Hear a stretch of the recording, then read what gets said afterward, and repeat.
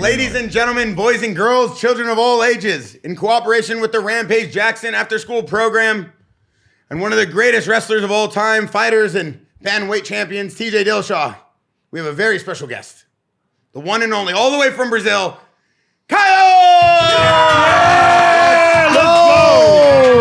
Let's fucking go, guys. Thank you, Kyle. Thank you guys for having me. How your English so good? You all the way from Brazil? Everybody says that. I don't know. How long you been living here? I studied English when I was young. I'm maybe at 9 years old. I started, and then I stopped at like 15. Then came to America. Because he's a nerd, bro. He pays attention. Yes, exactly. Right. So before we start, I need to give you guys this. Yeah. What happened? 1 second. What is it? He got some gifts. What do you got for Rampage? Come on. Oh, he got us some gifts. Fighting nerd glasses. This is Fighting nerd glasses. Okay, epic. I appreciate that. This is the sign of our gym. Wow. Fighting nerd. Yeah, Wow. exactly. You like dude from Revenge of the Come Nerds. on, looking good on you, bro. Nerds. Yeah. You look like Will Smith in Men in Black. My head too big. What Come the on, fuck? bro. It ain't one size It's fit good on all. you. It You look like fits on you, Steve bro. Urkel. Did I do that? Steve Urkel. Oh my God. You really gonna go there, Steve Urkel? You dance like Carlton and you look like Steve Urkel. It's crazy, dude. That's racist as No, fuck. it's not. He was with us all morning in the gym, dude. Yeah. I appreciate you. Yeah, thank you, bro. You saw Thank me so over much. there? Yeah. Oh, you saw me in the gym? No. I saw you there. You saw me in the gym? Getting your ass beat. Wait. Chill. No. Hold up. He saw you get your ass You kicked. saw me in the gym? Yes. You saw me in the gym? Yes. I saw. Kyle, see me in the gym. Come on, man.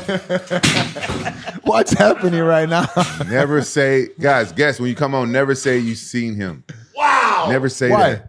That's What what do he you does. mean? You're one of my favorite fighters. Oh, to I'm have sorry, you come in bro. here and say you I see me didn't in see the you, gym, bro. I didn't it's see a you. dream. No. I was just tripping. I didn't see you.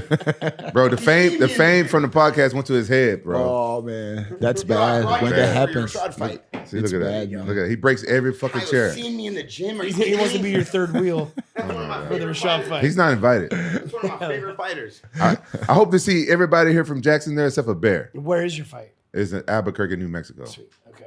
Oh, he's home turf kind of, huh? Yeah, for him, huh? For him, he's training. That's all right. Look at him, man. You got my fucking hands dirty. I gotta go train. Hey, I just want to say thank you for coming on. Oh, thank you guys Before for we having kick me. this off, dude. Yes. One of the best in the middleweight rankings right now. Undefeated in the UFC so far. Yes. I mean, we've been talking about it all week. That's a hard kind of stat and accolade to have, huh, TJ? Absolutely. He's at what, 7 fights in the UFC? 7. Yeah. man. If you keep that going, I mean, that's when you start making records and climbing that ladder. I guarantee they're going to give you a great fight next. Yes. right? Yes. From what I you need. did. I need, man. need? Yeah. Because my last fight was August last year. I seen So that. a lot of time no fighting.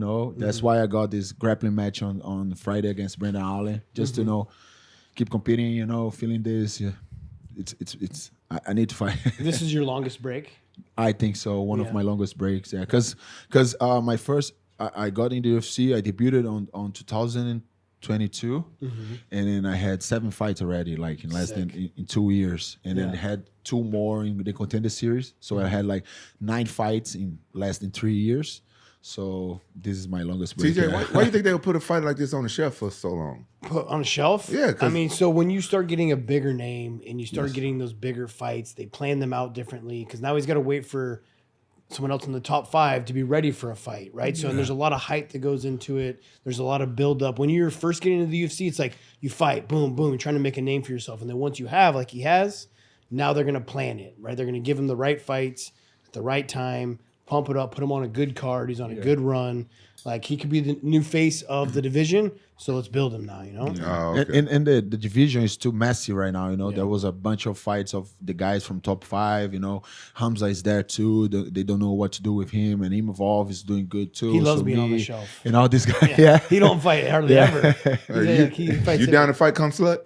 No, Hamza. If I fight, no, if they got me this fight, I would definitely will. Oh, that'd be a good fight. Yeah, definitely. I think it can be a great fight. How you think you do against come slut? I think actually I have an advantage against all the guys that should face him because I trained with him for like 5 weeks over there in Sweden and then after in Las Vegas. So I kind of know a little bit of his system and what he wants to do next and what he wants the guy to do next so he can advance on his system. So I think I have an advantage of that because I studied a lot of this. I was paying attention and all that. I was helping him for sure, but was paying attention and everything. Yeah, he's a fight nerd, looking, bro. He's paying everything. attention. Yeah, see, that's why I don't like. That's why I never like training with all these motherfuckers. No. You know, I was there to help him. I had only like 2 fights in the UFC at that time, you know. Now I'm 7 fights. So I was definitely there to help him. And I went to Las Vegas with him because I was mimicking Nate Diaz that he was supposed to fight. But for sure, I learned a lot on over there, you know. So I know what he wants. I'm not saying it's an easy task because his wrestling is like another level. I train with him. He's very, very good.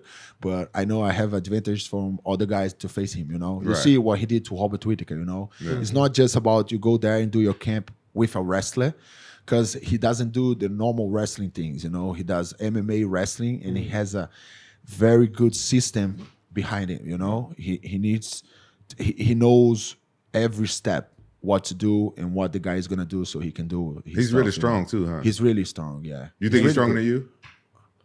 Maybe the same thing. I would say. I like your honesty. Yeah. I like it. Yeah. Because he's 170. You know, he came from 170. I'm 185 since the beginning. So, you might be stronger. You look bigger than but him. I think the same thing. See, Bear he never would have been honest. You see that, right? Yeah. This guy's honest. Take notes from this kid, man. Chill out, Urkel. How much you walk around at? How much weight you weigh right now? Right now, I think 100 kilos. So that's It's 225 maybe. 220, yeah. Your mic. 100 kilos. What happened? Yeah, I think it's It's all you 225. broke your mic. 220, 225. 220 because every kilo is 2.2 pounds. Yes. Yeah. So I think Wayne, can you hear me? Yeah, Oh, it's I from guess that. slamming the chair. Yeah. Yeah. As long as you can hear me, we're good. Urkel wants to keep talking loud. I love you guys with the glasses, man. This is good. This is good. I always wanted a pair of these. Awesome. It's yours, bro. Rampage, these look exactly like the ones you wear when you go out. So it's like, it's probably normal for you. How is it like, I don't want to use the word fair, but how is it like the sport of MMA, you're allowed or it's like okay to go train with someone that you might end up fighting? Isn't that a weird kind of practice that this sport has? Kind of. Yeah. It's kind of, but in the end of the day, I feel that it's just business, you know? I've been training with Strickland for like past 2 years too in Las Vegas. When I go to Las Vegas, I go to Extreme Couture and Chris Curtis, Hamzat, and all these guys. And they are my friends, of course, but when it comes about fighting in this top of the division and all that, it's just business, you know? Just need to go there. And we are killing each other for free in the gym, you know? Why don't try to kill each other making some good money and see who the best man the night wins, you know? That's my mindset.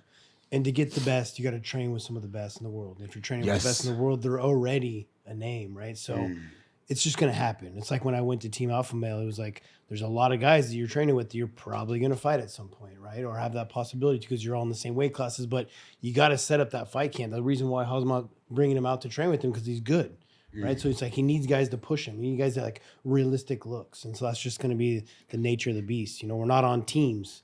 It's an individual sport, even though you have a team behind you. So you're going to have to train with these people. It's kind of a unique situation. Like how long? For me, it was always about the challenge, Yeah. you know, and getting better, going with people that are better than you at the point, you know. So that was always what was on my mind. I always took a different approach. I trained with guys that was good at their certain crafts. Like, you know, I brought in good kickboxers that wasn't in you know, the UFC and good wrestlers or good boxers, you know, good jiu-jitsu guys. You know, I trained with Chet Congo and Mike Bisbing and a couple other people and stuff like that, but I never was ever going to see them. The different weight classes. The sport's evolved, right? Like back then, you could be a one discipline fighter.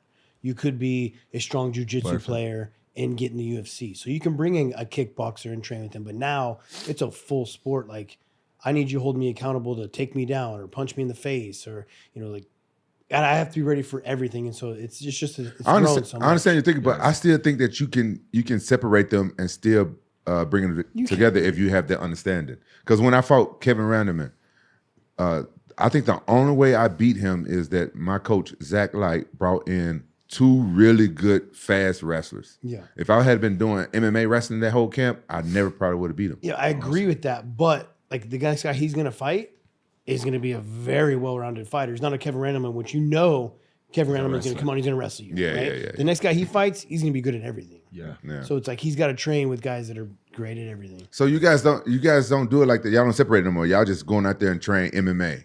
Y'all don't separate it. You don't go over and do kickboxing. No. Actually, we separate, but we don't like we do striking for MMA. We don't do like Muay Thai, kickboxing, or boxing. We do striking for MMA. It's kind of, and we do Jiu-Jitsu. We don't do like only Jiu-Jitsu. We do grappling for MMA. So we do wall work and all that. Y'all do ground and pound and all that. Yeah. Yeah, I used to do a little bit of it. The sport has evolved a lot since back in my day. Yeah. No, but you still is your day. Yeah, it still is your day. You're about to fight Rashad Evans. It's a boxing match though. It's not MMA. Yeah. Boxing match. Boxing match. Yeah. Still martial arts though. The way you are as an athlete, still cool to see you in here. It'll be exciting. Can we run through this last fight with Jared Cannonier with Killer Gorilla? That fight was crazy, man. That fight was crazy. This guy is so powerful, you know. And I called this fight close to death. That's how I called this fight, because everybody that fought Jared, they fought moving backwards and afraid of his power, you know. And I knew that he wasn't used to people that was on his face all the time, because he never got this. So I went to this fight and I came to my fight camp and my coaches and all that, and I said like, I need to be close to him. Like, I need to be the whole fight close to him. I need to be good defensive, but I need to be close to him, and we're gonna be close to the death, you know. And that's how it happened. I love to hear this. I have like a lot of questions from this fight, but first, like you started the fight, you came out with a hard, stiff jab. It was like in your face right away from the fight. And so you set the tone. Awesome. And so that leads into my question is like, how much tape do you study? Do you like to study tape, or do you let your coaches study tape? Because your game plan coming in that fight was fantastic. Yeah, we always study tape. Yeah, we study tape by our own, and we study tape together the whole camp. Nice. We like at least like one each 2 weeks. We reunite the team together and we study the tapes, you know. And we always see that kind of situation with Jared. Everybody was moving backwards to him, you know. I needed to move forward, but I couldn't be stupid, you know. Just moving forward, getting hit. It doesn't, you know, I needed to go there, do my defense, but keep moving forward, put pressure on him, because I know that he doesn't get tired, but he's not used to that, you know, you know what I mean? So that's how I approach this fight. Their corner was even telling him, stop backing up. Yes. Like, you got to go forward. And like, even like the 5th round, he was like, even though you wanted to go forward, you weren't letting him. Like, you just kept going. And then your shoulder roll defense was fantastic. Yeah, that's my favorite one. It looked so great, right? Like, because you're long, but then you wanted to be close with him. So you did such a good job of your shoulder roll defense. And it was such a different fight from your fight before that one against Paul Craig, right? Yes. Like, Paul Craig, you came out a little bit hands lower, more karate stance, like longer explosion, like fantastic fight, that one. And then to watch just your next fight, not that far away, to come out and be like, totally different. Completely different. I love to see it, because it's hard for fighters to add new wrinkles to their game. Yeah. And the Fight Nerd's a perfect name for it, because it was like fantastic to see that change from one fight. Yes. And I knew that had to be like game planning, and so I wanted to ask you. And so yes, you answered the question before. Yes. And we needed to pay attention how to fight 5 rounds with him. You know, because he's more used to do 5 rounds. Was my first main event.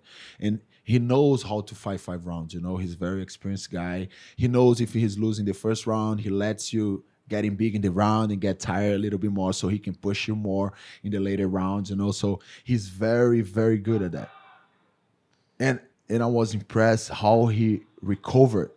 From all this. I'm impressed that the referee didn't stop it. Being honest, I think the shot that he fall down, I think it should be a knockout. I just needed to go with my hands high, and that's. If he would have celebrated, they might have stopped it. Exactly. Yeah, that's true. Exactly. But then also you see guys that do that, like Jaxxon fighter. Tarantula. Jalen Turner. Jalen Turner dropped a dude, was like, and then the fight happened, and then he ended up losing. Yeah, right? exactly. So and he lost. It's like shoulda, coulda, woulda kind of thing. But guess what? You won the fight. Yes. Fantastic. Like, I think you won 4 rounds. Yeah. You know? Yeah. Just that second round was the one where he got you. Yeah, just the second round, I think so. Yeah, because when it came in the middle of the round, I think like 3 minutes already on the round, I knew that like maybe he's ahead of me in this round. I'm not gonna rush to try to win this round anymore. I know I lost, so I'm just gonna be there pressuring.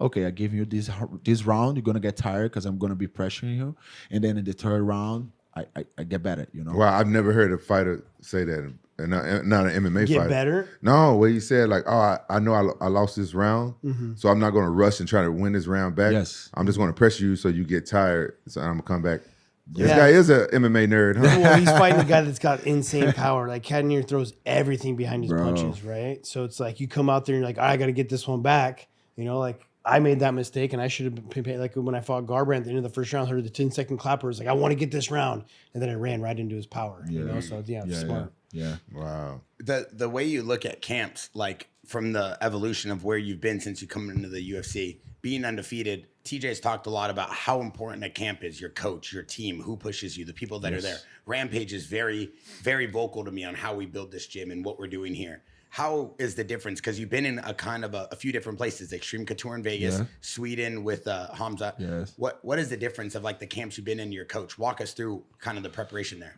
You know, like you need to surround with people that you trust, you know. And I've been with these guys since like 10, 11 years ago. We started since my first professional fight. We started together.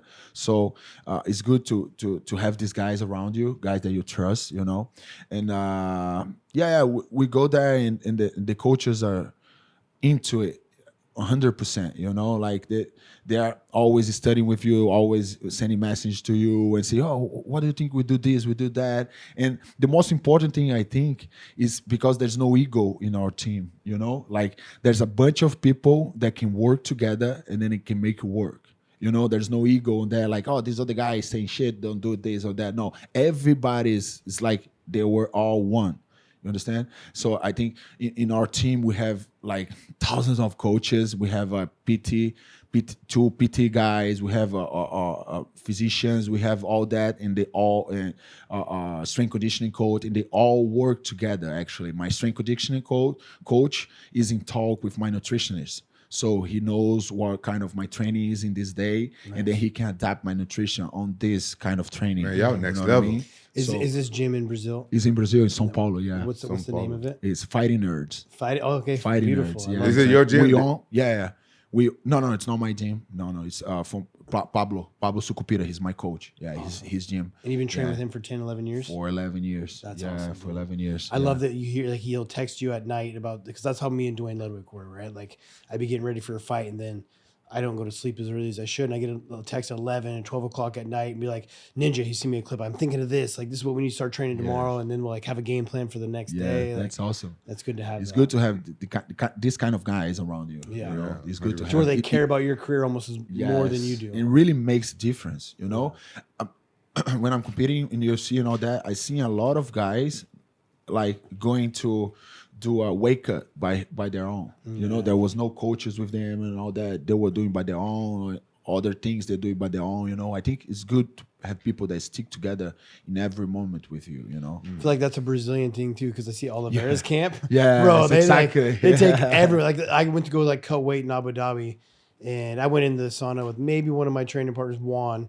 And then Oliveira's got like 15 dudes in this sauna. We're all like stuffed in there trying to cut weight, and they're like supporting him and hugging him, massaging him out. They really got his back. They went there with 16 people. Yeah. Crazy. You talked about that. LeBeric got excited. He got all pumped. He wanted to be a fighter Sauna now. with 15 dudes. Let's go. No, Oliveira was here, and Luke decided not to show up to talk about that. I want to ask you about Sweden. You been to Sweden? Sweden? Yeah. Yes, I've been there. How's the ladies? Are they really tall and blonde? Actually, ladies, very good, pretty good. They But, you know, I'm married. Are you know, married? So What the fuck? I can't be talking about ladies right here. You know? My We bad. set no But- traps but for this guy. Of course, My bad. good, beautiful ladies, Oh. beautiful people, good food, awesome place. Yeah. I always wanted to go. You got any Very guys? good, very Nice media place, trained. yeah. You're very. How old are you? 32. Yeah, you're I'm very 32. well media You have any trained. kids? I never did a media training actually. Now he's a nerd. He's smart. Yeah, smart. I have one kid. Awesome. Yeah, one kid, one and 5 months. Liam, his name. Awesome. Yeah, best thing in the world, man. Rampage was in a movie with Liam Neeson. Remember that? What I gotta do? What I gotta do? I will with the find kid? you. I have a various set of unusual skills. Remember that movie? I wasn't in that movie. I wasn't in that movie. Yeah, you were. I wasn't in that movie. Hey, but guess who I talked to the other day? Y'all remember in A-Team? Yeah. The guy that played Murdoch, Yep. Chateau Copley. It's been years and he hit me up. Another part? No, he just hit me up with my friend. Yeah. I I miss didn't know him. if you had another part for you. He or something. reconnecting to old friends. No, we're I don't know where you were reconnecting. going with that story. Oh, I'm just excited to hear from Yeah, my friend. all right. Man, we spent 6 months together working, And I become friends with everybody. Bradley, Well, yeah, because Liam. you're funny as shit. I can only imagine what that set was like. Yeah. Oh man, we Hey, laughed all the time. Is it true you hilarious. tried to ask Jessica Alba out on a date and she said no? Is that true? Jessica Alba wasn't in that movie. Who was in the movie? Jessica Biel. Jessica Biel. Is that true? Now, this is a true story. This is a true story. I never asked her out on a date, but this is what happened. She used to come in my trailer all the time and play Call of Duty with me. Oh, what? And she's like super cool, but I Jessica think she... Biel? Come on. Jessica Biel. Call of Duty, the best game ever, bro. Yeah. With you. Yeah. That's cool. She's cool as fuck.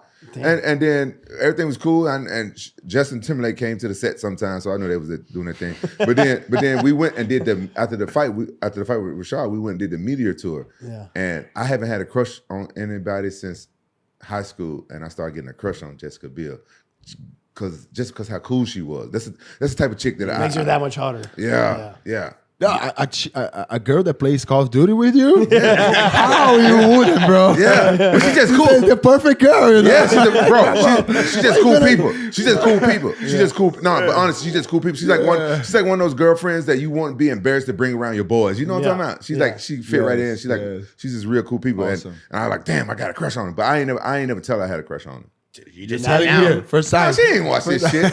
I'm gonna. Clip I don't know, it. dude. Jackson's worldwide, bro. Nah, but Jessica Biel never watched this. You were just at a convention. You We were can send texting to me. her. Nah, Yeah. Nah, she's married. She married to Kyle, you're Justin very Timberlake. smart. We're gonna clip it and send it to her. No, don't do that shit. I just being honest with you guys. Y'all trying to embarrass me. Like her and I, we're friends. I'll We're never cool. do that. Hey, brother. Harry Potter, chill out. We're not trying to embarrass you. We're just gonna listen to advice from the nerd, and we're gonna clip it. Damn, And y'all send gonna clip this shit, and I got these nerd glasses. Hey, looks come good. on, man. We're a bunch of others, bro. Yeah, give him another one. Give him another one. Give him another one. Yeah. One more for him. Put it back on. Put it back on. Nah, they're gonna clip. bro. They're You're gonna, gonna they're gonna disrespect clip our that guests shit. like that. They're gonna clip that shit and just be gonna hit me up like, "What the fuck are you saying with nerd glasses on, nigga?" Yeah, but it'll show softer side of you, bro. Yeah. Charmin's off. Put Hey, those back I'm on. gonna tell y'all something. Yes. I'm gonna tell y'all something. Hear y'all something. The only soft side a girl should ever see of me is after I bust a nut 2 times. Two, that's me 2 times. I did 2 times. It go back. Ain't no there. chance you doing 2 rounds in one night, champ. You like 50. I do 2 rounds in one night. Ain't no I do chance. 3. I do 3. Ain't no chance. I Just a passed little bit of that for spray, you're good. Hey, come on, T. Wait. I ran out, by the way. I asked you for 5. You brought me 1. That's all they had. Kyle, I had to keep one for myself. he went to Colombia and Rampage asked for 1 gift. He wanted a spray to put on his. No, not on it. It's in your mouth. It's sprayed in your mouth. Oh, I thought you sprayed on. No. No. And then explain to Kyle what it does for you. He's too young. He don't Yeah, need this. they had this in Brazil. Just spray. Oh, Yeah, you wow. put it in your Cialis? mouth. Yeah. Yeah. That's what Tadala. Rampage means. They call it Tadala. $10. Yeah, that's what it is. It's yeah. worth, y'all. It's the same shit. Well, America, that's a generic name for Cialis. America need to get this shit. Hey, you a fucking scientist now? Bring that shit to America. I'll be your number 1 customer. Heck No, yeah. They always sponsor you. Yeah. You're like gallons. Yes. You're like a big Yes. spray bottle. Hey, man. cause I asked Just to CJ, spray a little bit. He's like, I'll be drinking that shit. I asked CJ like, hey, any side effects on here? He's like, nope, you good to go. I'm like, bring me 5. That motherfucker brought me 1. That's all they had. Yeah, it was over in one weekend. It was over in one Hey, weekend. the first time I went and bought it, I brought like 10, right? And I had my son with me. And it was a lady in there. I was so embarrassed. I was like, oh, they from him. For my young son. He's 25, 24, That's 25. horrible, dog. You throw him underneath the bus. I throw everybody on the bus. Yeah, we know especially that. you. We know I that. did a rap song. I did a second one. I threw Bear under the bus. And that's funny to you. Yeah. I'm supposed to be your boy. You my boy. You my brother. Yeah, but you guys have like this bantering brotherhood. 15 you years know? of friendship. I never tell anybody what he does with his trainer. I never tell anybody what You just what tell he the does. world. You just tell the world. What? No, he just lied What? to the world, so it don't What? matter. No, I would never lie on everything. So, Kyle, I want to ask you a question. You're number 6 in the middleweight. Yes. And a lot of people that come through here have been champions. We have 2 of them sitting right here with us. And everybody always talks about the belt, the belt, the belt. We had Kevin Allen on here. He said he didn't really care about the belt. We've had fighters on here that, like we had the Moroccan devil himself, aka the alarm clock. He said all he wants is the belt. Like every single fighter has a different perspective of what they want out of their career. Do you want this belt? Are you chasing the belt? Yeah, I'm chasing the belt, but not just because of the belt. I think my message goes beyond that, Like when I was younger, I was starting my career, I was always thinking I want to be champion and all that. That's what matters for me and all that. But now, maybe a little bit more mature and all that, I think the belt is just an instrument to give you the message that you want to pass people, I think it's when you have the belt, you have a bigger platform to pass your message, you know. So definitely I want the belt, but I want to pass the message for people, you know. That's what's up. I gotta give you. That's Come on. really, that was really good, bro. No, it's real though. Yeah. You can tell he's being sincere. Being sincere, and I think that's awesome that you're able to be that genuine because you're not trying to put on a front. But there's a lot of people who put on fronts. Bear is number one. Amen. But it like, makes sense for sure, we know that the belt, you get more money. For sure, I want that. I want to fulfill my family, you know. I want my kids to grow up good and all that, you know. But I think it's go beyond that. Yeah. The money, we're gonna make money, you know. We're making money. We're gonna make it, and and I'm gonna get this belt. But the most important thing that I don't get lost with this belt, you know. Just keep passing the message, you know. And tell me about this nerd gym, because I got this son that I'm tired of. He wants to be a fighter, and you guys got everything. Bring him. Yeah, huh? Come on. I can kick him out and send him over there. Yeah. How much it costs a month for people to go to your gym to get all the services? You guys got everything in one. Yes, everything. How much it costs? Like, how much it costs for my son to come there and train? no, I take care of him. just bring him. Let me know, and I take care of him. He can stay there for a month. Month? Yeah. Yeah, Easy. I get him like a Airbnb or something. Yeah, easy. And you know, in Brazil, a dollar is 5 times a currency, right? Right. You know that, right? It's really, really cheap for you guys to go there. You know, Yeah, I know. It's like I've been to pennies, Brazil, you know, like so cheap. So that's why I'm there actually, because I'm making money in dollars and spending reais. That's the best thing. Right. Very, very humble, very down to earth. One thing, like TJ, why don't you kind of give a perspective, like when you get the belt, what could change, and how does a fighter like this who has his head on straight stay focused? And Rampage, I'd love to hear it from you too. I can tell he's going to be fine when he gets the belt. Yeah. He's going to stay focused. He's going to keep his eye on the prize of what he wants. But you're just going to get a lot more attention, right? Especially like as the sport continues to grow, you're going to be a lot busier. You're going to get pulled in so many different directions, you know, like commercials, promotions, like building your fights, like, and then with that comes pressure and anxiety and everything. Yes. But you're smart enough. I can already tell that you're going to be just fine when that happens, you know? Yeah, definitely. Yeah, 100%. I don't know about your circle of friends and stuff. But my biggest lesson is like be careful who you let in your circle when you get the champion. Yeah, that's what I learned. It sounds like you got everything figured out. You got like a good community and team around you. I had like sharks managers and shark friends and stuff like that. That's one thing that I wish somebody would have told me. But you know what? Tito kind of told me some stuff, but he ain't just really just tell me. And I wish I would have been paying attention a little bit before. Tito Ortiz? Yeah, Tito Ortiz. I learned a lot from Tito Ortiz. So Tito, I remember when Tito used to fight, and he used to I used to call him. I used to call him for whatever, meet up for training or something like that. And his voicemail would be like, I don't got no tickets and stuff like blah, blah, blah. I was like, why in the fuck is he saying this like on his voicemail? Now I know. Yeah. Yes. What also is going to make a difference for him too is he's married, he's got a family, right? Yeah. Like the tension that comes along with winning the belt is, so being grounded is going to help as well too, Yeah. Surround yourself with good people, the same people that are with me since like 10 years ago, they're still with me, the same trainers, my manager that's like a brother to me, and my family and all my friends over there in the gym and outside the gym. It's like almost the same people. You like Drake, the rapper Drake? Not really. Kind of. Huh? Not You heard his song, No New Friends? It doesn't matter, Yeah. You hear that song, No New Friends? Yeah. Yeah. Stick to that song. Right Yes, there. exactly. You got to hear Rampage's new song too. It's dropping soon. I don't want to tell everybody that. Come on. No. Why you leaking? It's good to leak It's going to be fire. It's good to leak Yeah, Okay. all Your right. first song was pretty good. This one's fire. Okay, I made a song called Petty. Petty? And, his new name is Ram Petty. That's going to be his new nickname. Ram Petty. That's hilarious. Yeah, my song. Hey, listen, I'm gonna say this right here. My song is petty, and it's gonna make a lot of people mad if they don't have a good sense of humor. Yeah. If they got a good sense of humor, if they in my song, then they should be like, okay, I want you to come back with your own diss track. That's what I want, because I like having fun. That's why I like that. That's why I like that Tate motherfucker you had on the show. Tate's funny. He wakes me up at 6 o'clock in the morning with an insult. Man, Tate.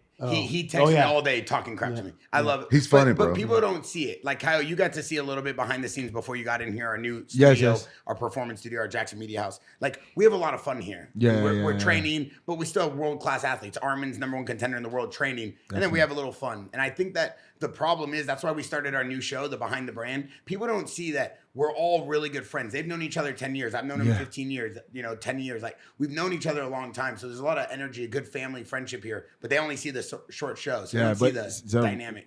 nice environment over there, good energy, you know, good people, you know. Yeah. It was funny. You guys film yourself at your nerd gym? Yes, we film everything. Yeah, that's why I brought my They're both named my Caio. brother. Yeah, Huh? his name is They're both Caio named too. Caio. Yeah, Oh, for real? I brought him. I always, Kyle number 2.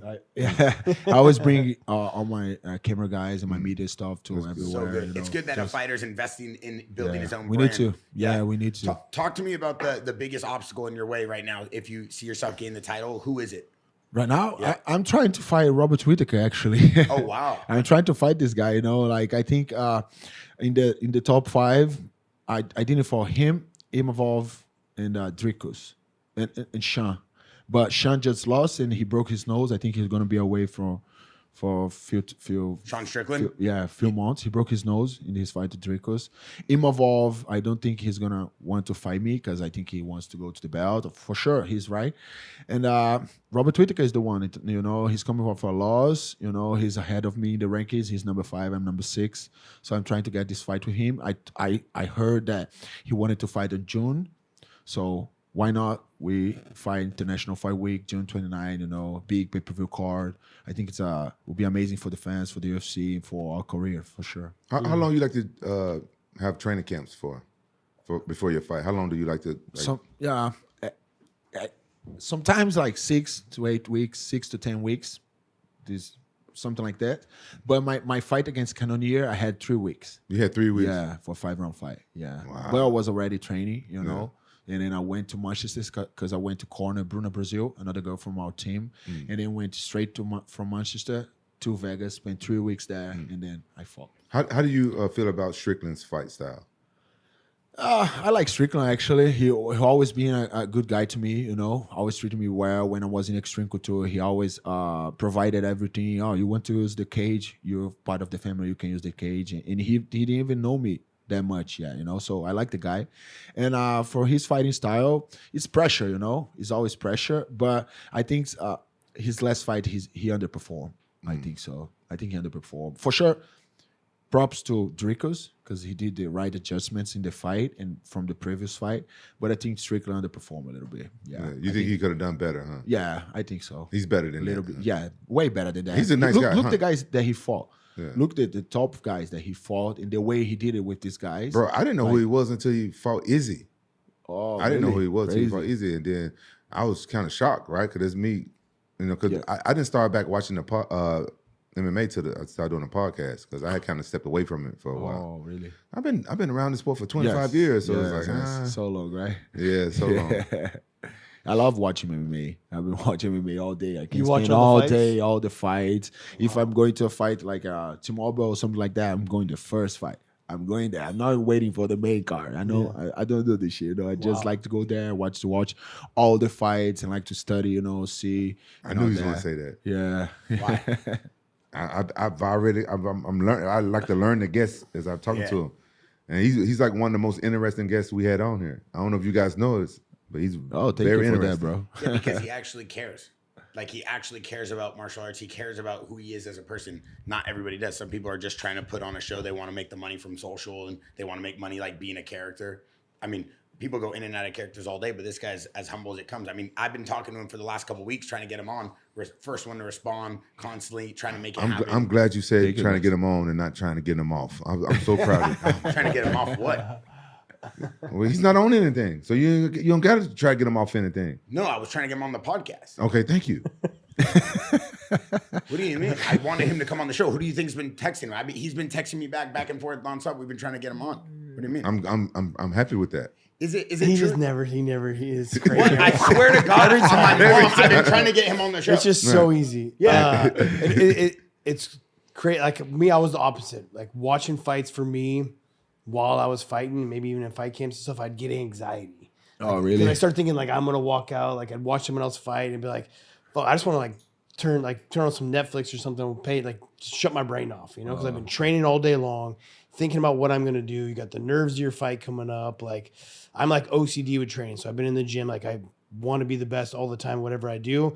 But then once you turn on the TV, I want to escape. Like I'm ready to shut my brain off a little bit. You know? I got it. But that's crazy that you can like. Yeah. Yeah, And I think this helps me as an athlete, you know, getting like seeing people going there. You see a lot of patterns.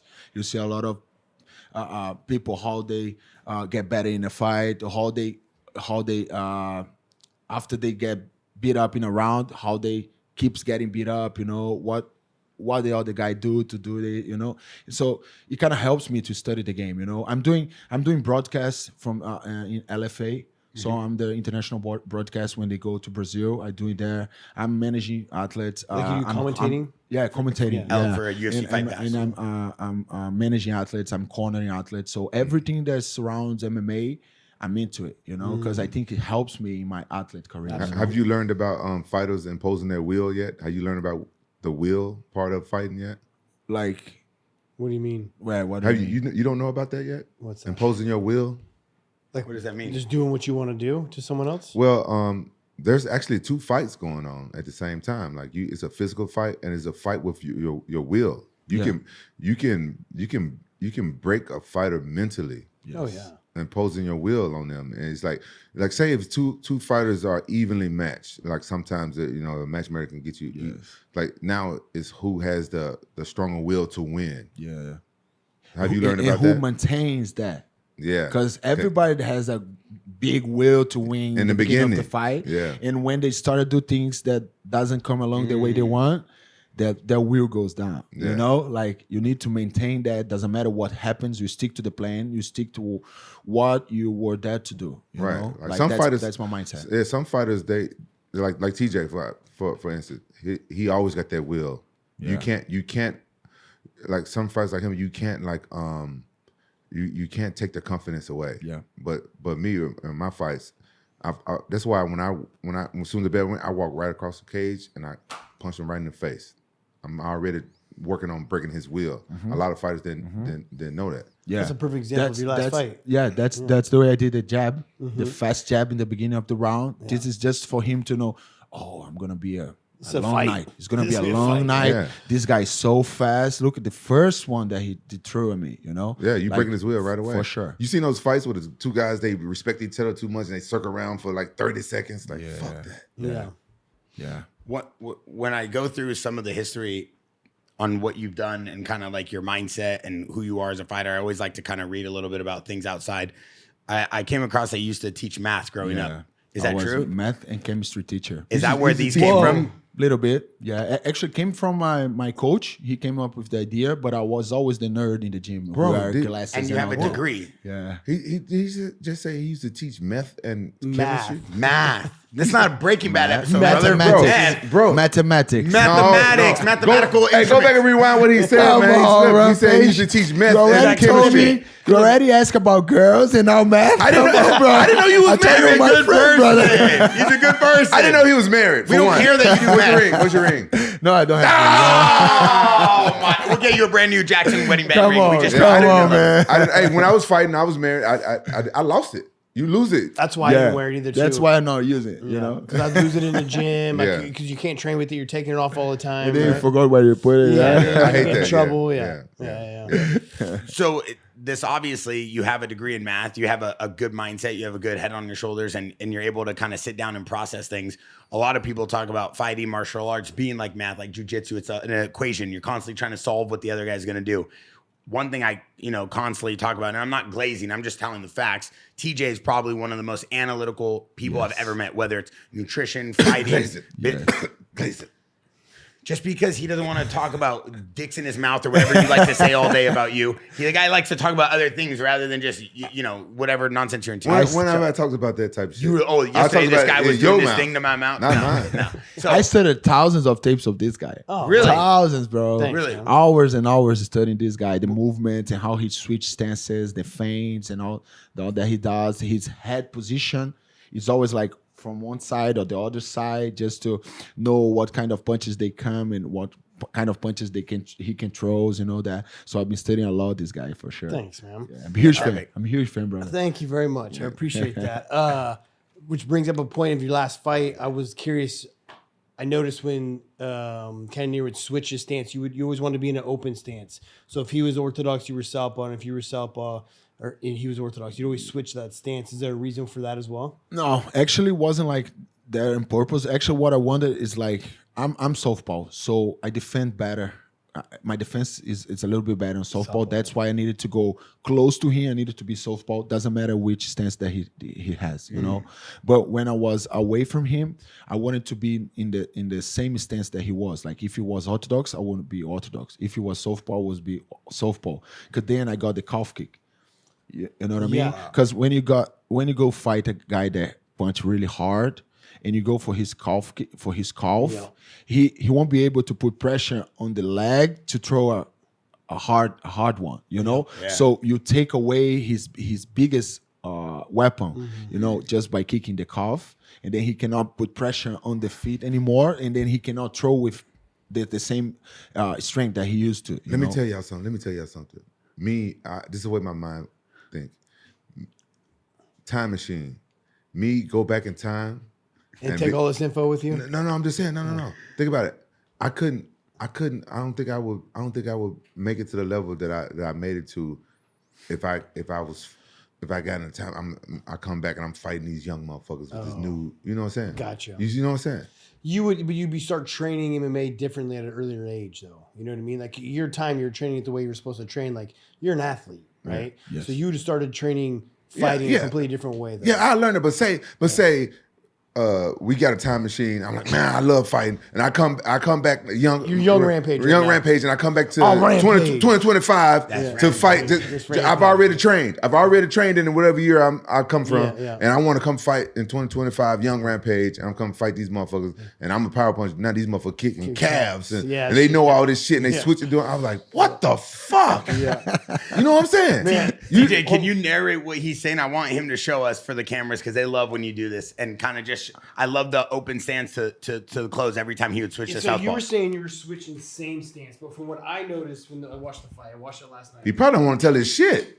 And y'all tell it all on the fucking podcast. I'm sorry about this, Kyle. No problem. Okay. It's all good, bro. Right. He's just dynamic enough that it's not going to matter. Yes, exactly. But look, so every time Cannonier was orthodox, you're southpaw, right? Yes. And you would start taking his calves out from anything. So he would switch to southpaw, and then you switched to orthodox. I noticed that. It was like you were trying to stay, what I thought possibly, that's what I wanted to ask you, is like you were trying to stay away from his power. From the power. Yeah, definitely. Outside away from his power, right? Yeah, so that's definitely. why I was thinking maybe you were switching stances and you were comfortable and athletic enough to do it. So that's why I thought maybe. Yeah, kind of. It was kind of this way. Yeah, definitely. Because I wanted to be away from his punch, but remember, I wanted to be close enough too, you know? Like, so I'll be like, so how would you close the distance? That's what I'm trying to figure out. Because when he would kick in and he would close the distance, I feel like the fight fans would love to see that. Because you've always talked about that. Because he would close the distance on Jared, so that way he could be closer to him. Was he using the kick? He's just coming forward. He means like pressure. Like I'm coming forward. Like Cannonier wants to come forward and throw power. So he's like Canadian pressure. And now he's closer. Look at my legs are closer. My jab is closer. Like his strong hand. He was switching stance and coming to that calf kick right here on the outside. Got it. It's a closer leg for him. Got it. Rather than me having to wind up my power to kick the calf, it was just fucking. Boom. So you could sit right in front of him like that. Yeah, a little bit more. Got it. Yeah, definitely. It's crazy how you guys break down fights like that. Did you do a lot of this too when you were fighting? To this detail? No? I mean, none of this? I never did game plans. I didn't do that. You're a different athlete. No. Me, this is the thing about me. Like some of my coaches, they wanted to do game plans, and I listen to my coaches and stuff like that, right? But one thing, how I got my thrills is I like figuring out my opponent in the cage as I'm fighting them. Because I grew up fighting. I grew up fighting on the street, and I've never been afraid of getting hit or getting my ass kicked. The only thing is just I don't want to let my coaches down and just embarrassing getting knocked out, right? Yes. But other than that, I think everybody have different aspects of fighting that they liked, and I like going out there and like, he's going to do this. He's learning on a job, and that was my thing. So I never really game planned. I never liked it. I just liked to fight. Yeah. From watching your fight last night, now I'm going to be the critique part of it. Like, I'd love to see you, like, because you have great kicks. Yes. Right? You have good dexterity. You throw really good kicks. I'd love to see you start setting them up, right? 'Cause especially when you're hitting that hard jab and you're crushing him with the jab, and then he's going to get out of the way, like using that jab and throwing a kick behind him. Or, like, because you would throw good snapping kicks and you get him to block it. But I think maybe put in the combos, right? Throw a combo a little bit beforehand, or maybe you're going to throw a kick that's not set up and throw a combo after, right? Yes. Start chaining those things together a little bit because you're very athletic. You can tell you got a good hop to your stance, and your timing's good, and your explosive is great. And I'm telling you, the kicks look powerful. I think if you start setting them up or using them as a setup, it would help you out a lot. Yeah, thank you. Definitely. How do you, TJ, and this one is for you, and then I want to kind of hear what you do with this. How do you properly set up a camp to that nature, though, or set up like a strategy? Is that something that you're doing based off the fighter, based off your last fight, based off what people are telling you think you need? Because I'm sure at this point, everybody in the UFC is getting this analytical, right? And the analysts, there's so many, dude. There's a plethora of guys every day that are reviewing tape and putting it on YouTube. So how do you kind of find an edge like this? You're so good at finding this, and you're so intellectually like in tune with the fight. All the things that you brought up, you have to take in consideration, right? And a lot of it's going to go off the opponent you're fighting. And that's why I said, like, from him fighting Paul Craig to Cannonier, you could see how much of a different fighter he was. And being able to adapt, being as well-rounded as him, like he's a black belt, so he can go out and fight Paul Craig with like guns a-blazing, don't worry about it, I'm going to come at you. Like his striking's on my same level, right? But now he's fighting Cannonier, and he still wanted to use his striking. He's able to change it up. So it's going to go off your opponent. And then now it seems like he's got a great team to where you're doing your nutrition, you're doing your strength conditioning, and they're all together, right? So his striking coach is going to see what he's doing for strength conditioning. His grappling coach is going to know that he's sparred. And so they're going to start scheduling your weeks. Exactly. And knowing what days I'm going hard, what days I'm taking off, what techniques I need to get better. Like what holes do I have in my game for this next opponent? Like Cannonier, for instance, like he's going to be looking to push me back and throw power against me. So I need to get better at this. And then he's not as good at such and such going backwards. And so I'm going to work on, which was very smart. And that's a very dangerous thing to do and nerve-wracking to go forward on the power puncher, right? Yes. You kind of take all that into consideration. Yeah, you could see on his face that he was a little bit confused, you know? And like I came from grappling, you know, my first 3 fights in the UFC, I won by decision just doing grappling, you know, put the guys down, take the back. My first fight was against two-time Sambo world champion. He was 13-0, undefeated in his career, and I got him in my debut, the Dagestani guy, you know? And then he took me down and swept him, and then at this point, he was like, "Oh, I'm gonna get fucked in this fight." And then I grew up. But with Cannonier, like I always said I always see in his tapes that guys who tried to take him down, or they couldn't take him down, or they could take him down, but then he get up because he's hard to maintain that, and the guy gets tired, and then he comes and finish the guy. Is he a Dagestani nigga too? No. Cannonier, no. Killer Gorilla. He was on the podcast with us with Robert Emerson. Oh yeah. He's a great dude. Yeah. Nice guy. So I was like, my best thing is my takedowns, but I cannot use against him, you know, because maybe I can get him down, but if he goes up fast, or if he defends my takedown, I'm gonna get tired, and then I have like four more rounds against this guy that is a hard puncher. So that's what kind of things that was on my mind on the fight, you know. Everybody thought we were gonna take him down. Everybody, even him. Even him, he thought we were gonna take him down, and then he got confused in the middle of it, you know. That's where like I would love to see like fake some takedowns instead of like me when I was fighting Borralho. Like I knew like I was a wrestler. No one had seen like my striking come to the level that it was yet. Like he knew that I was going to try to take him down. And so that's where I was like faking shots, hitting uppercuts, or like crossing the body, looking low and kicking high. Like if you got someone, you know, like really using those kinds of setups for your kicks. I think it'd be fantastic. I'm going to start to. Yeah. Start to take a champ. Couple questions so you're a jiu-jitsu player your whole life?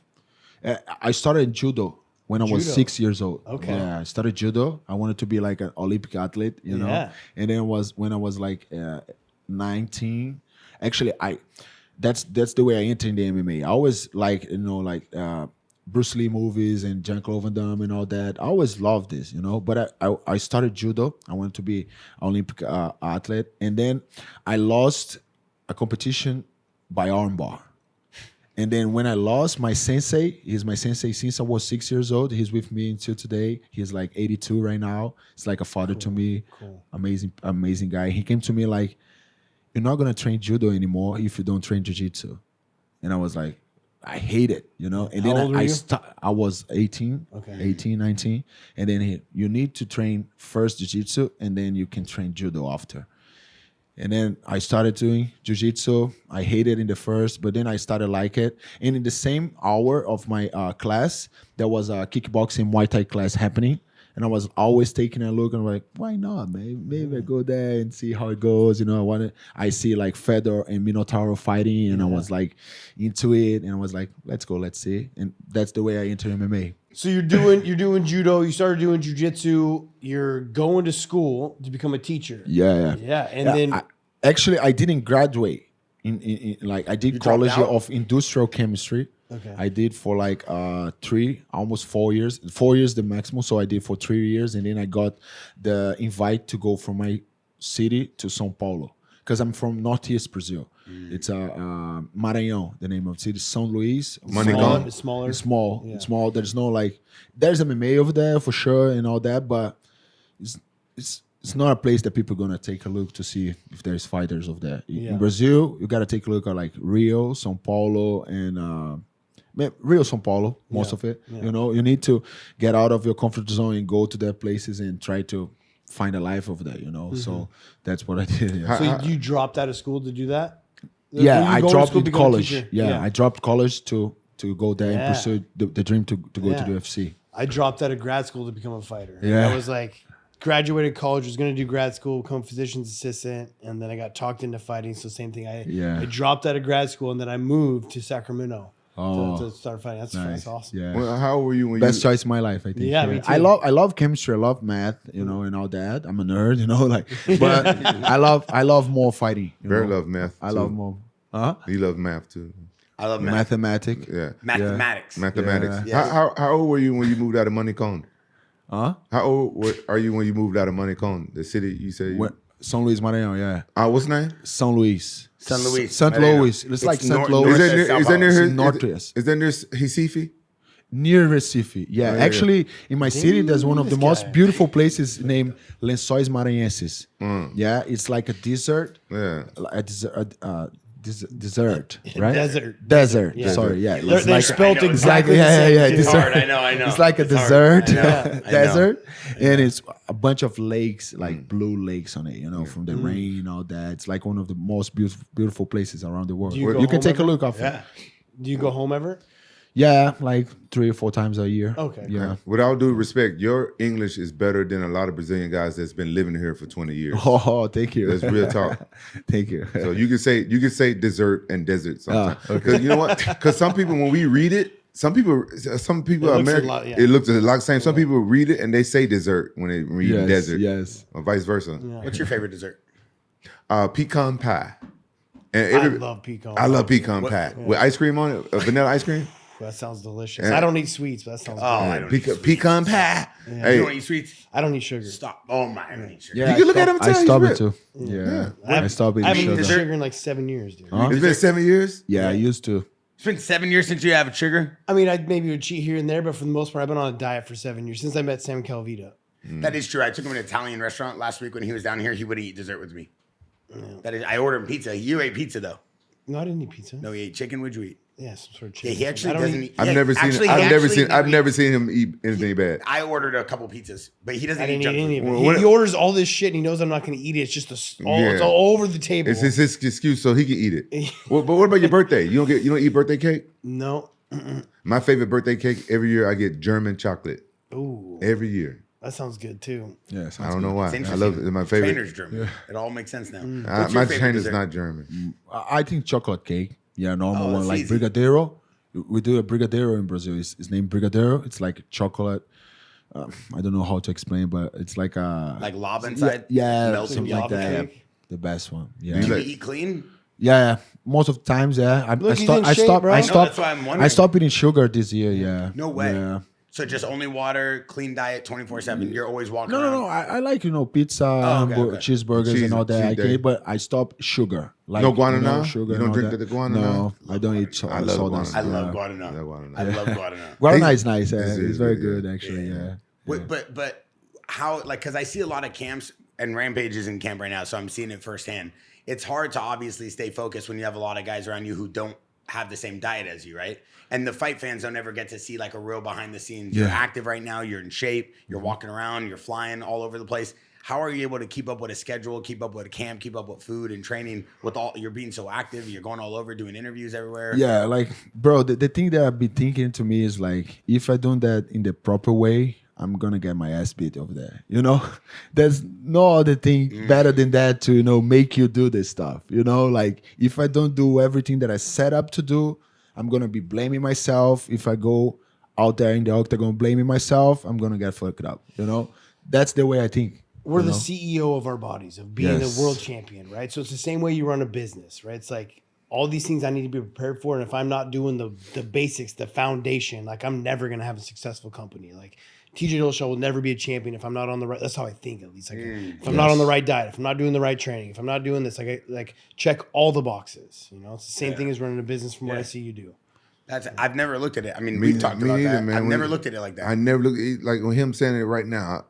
I'm thinking like, man, that's the way I need to look at it. I never looked at it like that. Because, you know, all the sports, like, I think MMA is the biggest one on this, but all the sport, like a chess match or a soccer match, if you lose, you lost, you know? But when we lose, we are fucking up, you know? Right. Like, so I don't want to be like that, you know? Is that a lot of pressure though on you? Do you feel like that? I've never, like you said, you had nerves. I never would imagine you having nerves. Oh, but bro, do you everyone's got nerves. Yeah. Really? Every single person. And it's not the nerves to go and get knocked out. It was more the nerves of performance. Like, I trained 12 weeks, my whole life, but trained 12 weeks, 10 weeks, super fucking hard, trained all these things. Like, now you only get 25 minutes to do it. Like, I want those 25 minutes to be perfect. And you get nervous about that, right? And it's like, obviously you're chasing a goal. You're chasing a goal to, for me, obviously I wanted to be the best in the world. I wanted to have the belt and be the champion. And mine was more for financial well-being and for wanting to support myself and my family in the future. But that's where all those nerves come from. Yeah, I feel like if you not getting nervous anymore, you should step away. Exactly. Really? Yeah. Yeah, Why is that? because it's dangerous. It's dangerous, bro. Wow. Yeah. That's a great way of The looking at it. actually, that's the real thing, you know. Like, it's not that I don't got the nerves. I always get nervous and all that, but I know this is good for me. You know, I'm not trying to get away with it. You know, I'm not trying to make this disappear, the nerves and all that. When I'm watching first time guys tape, I feel like butterflies on my stomach. You know, I'm like shaking and all that. I'm like, what the? I used to be like, what the fuck? I'm like that. I'm not gonna be like that. Let's go. Right now, these days, when I feel this, I'm like, you're preparing yourself, right, motherfucker? Yeah. Come on, yeah, I love that. You're preparing yourself, right? You're making yourself in the zone to go there and perform, you know? Wow. So that's the way I think about it, you know? So right now I feel like pressure is a privilege. That's the way I see it, you know? Like there's imagine 1 million fighters that wanted to be in the position that TJ was as a champion, or the position that I am as a top 5 in the world or something like that. There was 1 million athletes wanted to be in this position, and I'm the one in this position. So I'm privileged. This is privilege for me. So that's the way I look at it, you know? Definitely there's pressure, there's nerves, there's all of it. But I see it as a good thing, you know? You saying that gives me goosebumps because that's exactly when I switched in my career, was that I was fighting Mike Easton. Always deathly nervous, like I always was in the back. I always dealt with nerves. I'd get pumped up and like yell and work hard. But then my cornerman, like some generic shit he told me, he's like, hey man, millions of people would pay to be in your position right now. He's like, enjoy this walkout, enjoy being in the cage, and like something very generic just to enjoy it, right? And like for whatever reason, it just like flipped in my mind. And I had like the best time that fight. I was like gumming it up with Shaquille O'Neal because he was sitting in the front row, and like I was like lift up a double leg, say this is for you, Shaq, you know, and I could slam the guy on the ground. He's like telling me to elbow him in, like it like taught me to enjoy the nerves. Yes. And, like these nerves that you're having, don't have tunnel vision and like forget everything that you've done and just like actually enjoy, like find your family in the crowd and see what celebrities are in the front and enjoy. Like that's when I finally learned how to enjoy nerves, and that's like when my career took off. You know? Yes. So that's awesome to hear you say that. I love it. I love being out there, man. Yeah. I love it. I love Yeah, it. 'cause one day That's you're what gonna- I've been pursuing my whole life, to be out there, you know? Like all I've done in the past like 12 years is to go to the UFC. So when I finally I am there, like I'll be complaining that I'm nervous or anything like that. No, fuck that, you know? Well, then one day you're not going to have it and you're going to Yeah, exactly. Me right Then I'm now, gonna it's be like missing. I'll Yeah? never feel that alive again, ever. Yeah. Never again will I feel that alive. You know what I mean? And like I miss that. I miss Yeah. that. Like, Have you done skydiving? I haven't. No. Oh, you're gonna feel alive, bro. Oh yeah, You're put gonna myself feel alive, man. do some So adrenaline good. junkie shit. Yeah, I guess Bro, I could do this that. is crazy. You should try, man. This Yeah, is it's one true. of the best feelings in the world, bro. I'll have to try it. Yeah. Hell yeah. Before we let you get going, like I said, first of all, I want to thank you for coming on. And I know that you're in the height of your career right now. We're excited. I know you're gonna go get that belt. We can all see that. And your talent's insane, bro. I mean, to come into the UFC and He's on a do what you're 16-fight doing, win streak, it's bro. insane, It's bro. sick. And we see why. Obviously, you're humble, you're well spoken, but you're also very like in the moment. And a lot of people aren't. So I feel like you're appreciating everything that God's given you at this point. One thing I definitely wanted to ask you was, going into this next kind of chapter, you're kind of really breaking out now and everybody sees you and you're putting on a statement. What is like your biggest focus? Is it your next fight? Is it the belt? Is it sponsorship? Is it a new gym? Is it training? Like, what is your current next big focus? No, it's the next fight. Definitely the next fight is my biggest focus right now because I'm fighting now really the best guys in the world, top 5. And Robert Whittaker, one of the best middleweights ever. You know, he's been a champion for so long. He did so many great things in the sport. So I need to be focusing on this fight. For sure, I'm traveling and doing all that. If the fight goes in June, I know I need to begin my training camp around like May, maybe final April, something like that. So I can get like 8 to 10 weeks preparation. But I'm focused on that, you know. Of course, I'm traveling and meeting people. All your travel is doing all MMA stuff. based. Everything you're doing exactly. is on MMA. It's on MMA. It's not like you're like going to the beaches and relaxing or going to some Vietnamese titty bars and Rampage. Hey, just kidding. It put was it in just my way. spray, Though, using yeah. some sprays. Yeah. You know? Yeah, next time you come, bring me some spray. I will bring you some Tadala, bro. People in Brazil gonna be crazy when they hear that. Yeah, they will. I got like 2 or 3 questions. I'm gonna ask everybody 2 or 3 questions at the end of this segment, and you're gonna just answer them, and then we're gonna wrap up.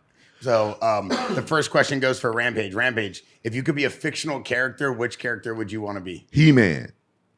What does that mean? Damn, I like that. What does that What do you mean? mean he's a fictional character? He's He-Man. He-Man. I always The wanted first to be. is there a black He-Man? No. Now you could be a black He-Man. I could be a dude. black He-Man. You know, growing up as a kid, like a lot of our heroes wasn't black and stuff, right? Because Santa Claus is white, so I never thought about that. You know what I'm saying? So I just see He-Man as a kid. I wanted to be He-Man. That's cool. I like that. Kyle, if you were when you are alone in a car driving, what do you think about the most? What I think about the most? Yeah, when you're driving. Who said that? No, to be fair, I've been thinking about myself, you know, like something that I did that I should have done, or something that I need to do that I'm not doing. I'm focusing about the self-development. Do you listen to I'm being like, why you did that? Look, we need to do that, this and this. And I've been talking to myself all the time, you know. Yeah. Do you listen to music while you drive? Yes, yes. That's when I few moments a few years ago in my career, when I got into the car, that's when I got the anxiety and no breathing, you know, and all that. When I got into the car, and then I started to hear a song that make me calm. The name of the song is Free Spirit. Oh, okay. So- Dope. Wow. It's been a hard time, the part of anxiety that I had, because I've been dealing with injuries, and I had 3 surgeries on my left shoulder and 2 surgeries on my left knee. So I was almost getting to the point to be, recognized, and then I got injured 6 months apart, and then again, and then 6 months away. So I got a lot of this frustration and this anxiety on me, and I didn't know what was going on. But I know that this song called me, Wow. So I started to hear about these songs, and there's good messages behind it and all that. Wow. That's heavy. That's really heavy. That's epic, bro. I appreciate you being that honest. The fight fans will love that. Definitely. TJ, if you could be any animal, which animal would you be? Tiger. A tiger. Hey, Bear, if you could be an animal, which animal would you be? A gerbil? What? He wants to get put into his You want to get put in one of those toilet paper rolls? hamster. Yeah. I want to be a hamster. hamster. dude. Which one it is? Oh, it's a gerbil. Oh, okay. That's a gerbil. You're right. Let's ask him a real question, though. You asking all those questions? Yeah. I got one for you. No. You already asked me a question. Who inspired you the most out of life? Who inspired me the most out of life? Yeah. Wow, that is a good question. I'm weird because I'm not in touch. I'm not in touch with my emotions or my feelings and I've never been like a big fan of anything because growing up with like a poor kid from Memphis. That's why I'm so petty. Like we didn't have like sport teams and stuff where I'm from in Memphis. That's why I've never been like a sport fan or anything. So I don't really know. I don't really know who inspired me. That's a good question. That was a good one. Is there anybody that you could think of that really makes you excited to wake up in the morning that you want to make proud or that you want to do good in life? Oh yeah, no, my kids, yeah. I really want my kids to be proud, but the strange thing about my kids, like in my household, like we never talked about fighting or internet. So my kids, they grew up, they don't give a fuck. That's good. They don't care about nothing about. They don't care. I show my kids like, oh, look at this fight I did. You know, when they were younger, they're like, oh, we don't care. They don't. But I want to make them proud. Yeah, but this last year I've seen you be an amazing dad to your daughter. You spend a lot of time with her, take her shopping. That's cool. I've always been like that. Yeah. But they just never cared. Like when they was young, they thought it was normal they thought everybody's dad was on TV. We just never like talked about MMA or your dad is a celebrity in the house. So, but I am very proud. I want to make them proud of me. Give him a question. I got one more for TJ though. TJ, if you woke up and you found a penguin in your freezer, what would you do? My son loves penguins, dude. He has a stuffed animal that he got when he was 3 or 2 years old. He still sleeps with today. It's a penguin. How crazy is that? That's the most random question I could ever ask. No, you got it from Discord, huh? No, I swear to God. I would think that like my son put him there somehow. I don't know. He loves penguins. Like penguins is his jam. So he could be anything. He'd be a penguin. Bear, Junior, who put this penguin in this fucking fridge? Bronson, where'd you get a fucking penguin from, dude? If you wasn't a pro paintballer, what would you have been when you grew up? If I wasn't a professional paintball player, what would I have been? I always wanted to own a restaurant, an Italian restaurant. I ended up doing the burger restaurants, but I always wanted to be a chef. Because I grew up cooking with my dad for those charity events and everything, 200-300 people at a time. You don't cook no more? No. But you know how to cook? Though. Yeah, I grew up cooking for like 200-300 people at a time with my dad. But he would never hire an assistant chef or a chef. He would cook all the parties for our banquet halls. Rampage used to come to all our charity events. So I'd have to work from like 6 in the morning to 10 at night with him, cooking for hundreds of people at a time. And it was cool. I did that from 10 years old to like 25. Obviously, as a kid, there's only so much you can do. Looks like you were eating all the food. He looked like he grew up a chef. All the time that these guys open up about himself, you guys screw it. You know? Hey, last one's for you, Kyle. He's like that. Kyle, last one's for you. If you could spar against any MMA fighter in the history of MMA, who would it be? Conor McGregor. Oh, really? Yeah. Wow. Why is that? I'm a big fan of his style. You know, actually, I changed to southpaw because of him. Because I saw him doing good and I was orthodox at the time. And I was like, no, I need to start fighting at this stance. So I changed to southpaw. That's why you can switch easy. Yeah. Wait, how long were you fighting orthodox for? No, I began orthodox. Yeah. You know, but it's crazy because I came from judo. In judo, the orthodox, it's like the southpaw in striking. It's the same stance, you know? So that was easy for me to get into southpaw. You know? Are you right or left-handed? I'm left-handed. Okay. But like if you want me to throw him these glasses, I'm gonna throw with my right one. That's weird. This is the it's more coordinated because this is the lapel hand. You're more coordinated with your right hand. With right so hand. You're right-handed. But I write with my left. Whoa. That's the only thing I write with the left. You're amphibious. Yeah. Not amphibious. Ambidextrous. What is it? He said it right. He said it right. Ambidextrous. No, you said it wrong. He said it right. Ambidextrous. Yeah, he is. Yeah. So yeah. You laughing at back there. Shut up, stupid.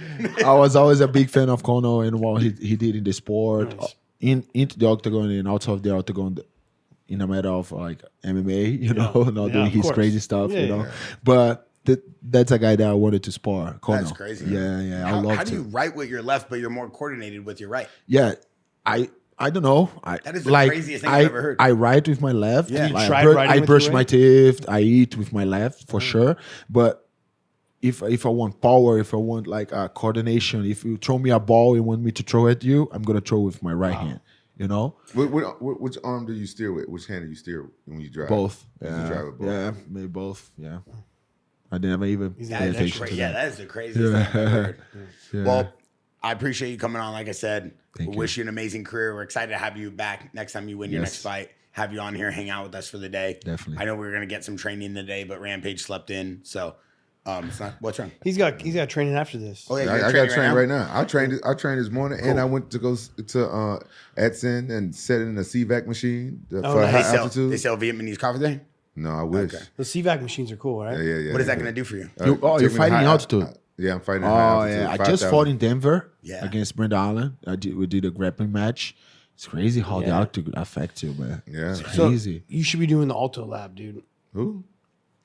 Didn't Sam have you using the Alto Lab when you're training with us? No. We'll talk about it after this. You got right. to use in the Alto Lab. They should take it If for you high ever altitude. if you ever do a fight at altitude again, make sure you hit me up. Okay, definitely. Is it something I can take home? Yeah, yeah. It's a device. You breathe in it. I think he did have me doing something. Yeah, like bro. that. Like that's what you should be doing. I mean, the How much are CVAC. they? How much are they? Oh, it's like $100. All right, we're getting him a few tonight. Yeah. You only need one. Right? No, you're gonna You lose only it, need and one, then you're but gonna, you have to get more silos and stuff. So the more yeah, silos you I stack think- on I it, the already know harder him. it He's gonna lose. gets. He's Yeah, gonna I leave wanna it at a get the- hotel. Some stripper took it. He's gonna come in here screaming and So crying. like a lot of this altitude training has been debunked, right? You don't actually want to train at altitude. If you're like, what you want to do is you want to train at sea level because you can push your body so much harder. Yes. But you want your body to adapt to altitude.